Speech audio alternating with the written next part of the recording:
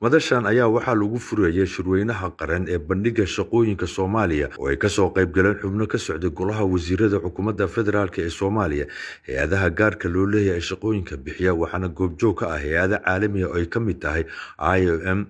ILO, UK International, Better Regional Migration Management iyo YISKI iyo marti kale oo lagu casuumay waxaana soo qaban qaabisay wasaaradda shaqada iyo arrimaha bulshada ayaa lagu qabtay magaalada Muqdisho ugu horeyn madaxda ayaa soo kormeeray hay'adaha shaqada siiya dhalinyarada halkaas oo ku soo bandhigay fursado shaqo abuur ay dhalinyaradu ka faa'iideysan karaan agaasimaha waaxda shaqo abuurka ee wasaaradda shaqada iyo arrimaha bulshada Sakariya Cabdi Xaashi ayaa soo jeediyay waxyaabaha aas-aaska u ah shirkan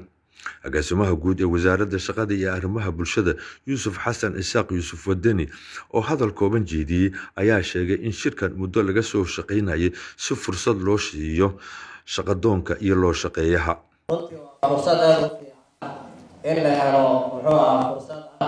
qofka shaqada hayay iyo qofka shaqada madal isku xirto waan u mahadcelinayaa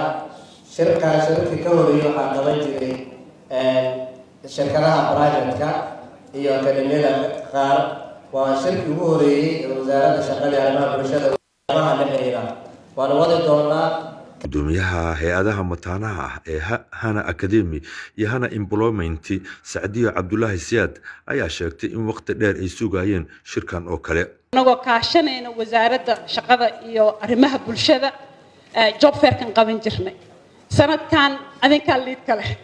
garab yihiina nahay waxaan runtii u taaganahay macadka xirfadaha gacmaha ee Hana Academy, Hana Technical University iyo Hana Employment Hub waxaan dhisnay recruitment-igi ugu horeeyay Soomaaliya oo aan ku dadaalnay inay dadka xalana oo ajaanibta kala keenayaan inay Soomaali aqoon-yahaneen ay shaqo siiyaan wasiiru dowlaha wasaaradda tamarta iyo kheyraadka biyaha ee xukuumadda federaalka ee Soomaaliya Maxamed Cabdullaahi Faarax ayaa sheegay in dhalinyaradu ay noqdaan kuwa iyagu shaqo abuurta mar waliba oo aad shaqo abuurto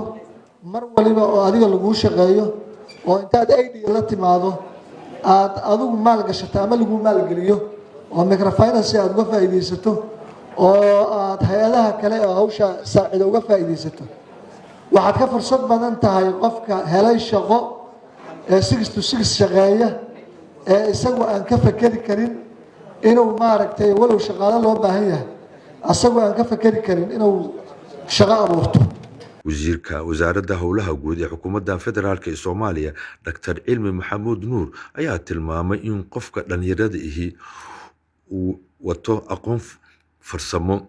oo aysan ku ekaan oo kaliya shahaado si taasoo ka caawin karta sida ay shaqo u heli lahaayeen sidee baan ugu dhaqaajinaa garaantaasi shaqada iyo development-ka oo isku geenaa xooggeena fadhiya iyo baahida aanu qabno horumar inaynu ku talaabsano marka number 1 inaynu information-kii la isku geeyo there is information gap shaqadii iyo cidii ku haboonayd baan jira talabaad u diyaar garowgii baan jirin oo in loo dhiso ilaa qaab professional u baahan yahay inaad u dhisanta dad company dhisayso dad association dhisayso haddaad hawl isku dabaridayso qaab buu baahan yahay technology-guna waa ku caawin karaa oo maanta adduunku the global village buu noqdo culum kasta waad heli kartaa wasiirka wasaaradda shaqada iyo arrimaha bulshada ee xukuumadda federaalka ee Soomaaliya Professor Salam Aliyo Ibro oo shirka furay ayaa sheegay in dhalinyarada Soomaaliyeed ay u ballan qaadayaan cid kasta oo la timaado hal abuur ayna kala shaqeyn doonaan in loo amaaneeyo hal abuurkiisa isla markaasna lala raadin doono maalgelin wasaaraddu waxay ballan qaadaysaa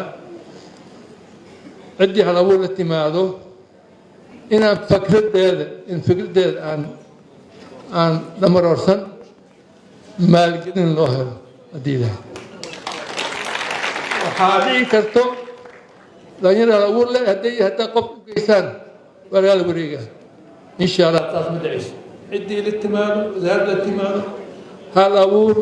waxaan ballan qaadaynaa inaan xoog saarno kow inaan horta aruurkooda aan u asturno labo maalgelin u helo si meesha uga badaan taas waa bannaan